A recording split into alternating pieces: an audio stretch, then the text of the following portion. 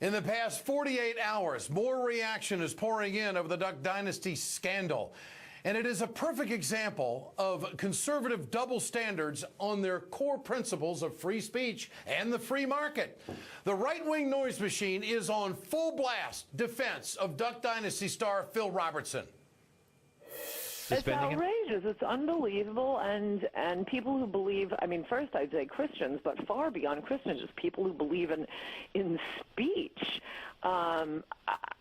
I mean, there's nothing offensive about what Phil Robertson said. This is all about freedom, free speech. You know, so many American families have spilled blood and treasure to guarantee Phil Robertson and everybody else's right to voice their personal opinions. And once that freedom is lost, Sean, everything is lost in our country. To express shock over his opinions now is BS.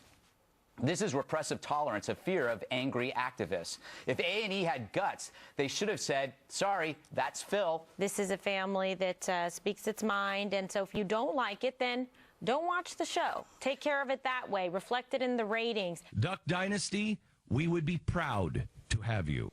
And it just wasn't the talking heads. Louisiana Governor Bobby Jindal released a statement saying that Phil Robertson and his family are great citizens of the state of Louisiana. The politically correct crowd is tolerant of all viewpoints, except those they disagree with.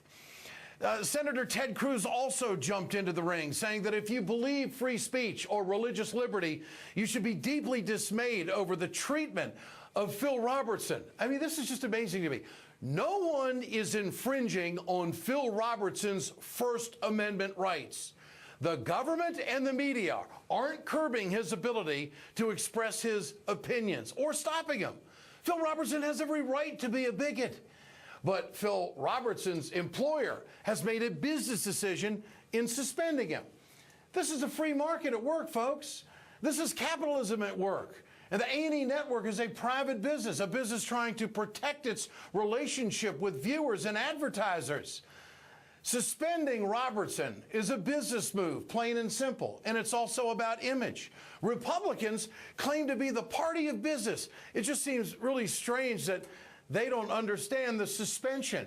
No one in the government, no one anywhere is telling Phil Robertson that he can't go out anywhere across America and say the exact same things tonight that he did in that interview to GQ magazine. Phil Robertson isn't going to be jailed tonight.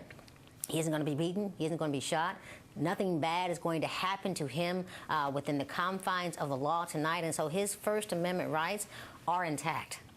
His right of privacy is intact.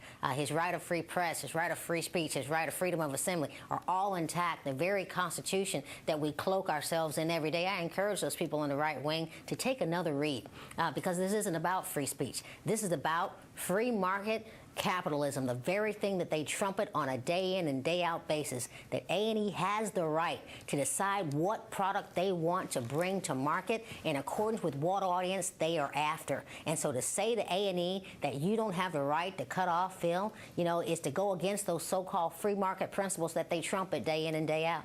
Ironically, if you read the whole interview and not just take one section, he talks very specifically about loving everybody. He talks very specifically about not being judgmental towards anyone, that's God's decision, not his. I mean, it is remarkable. There are sections there where he sounds a lot like Pope Francis.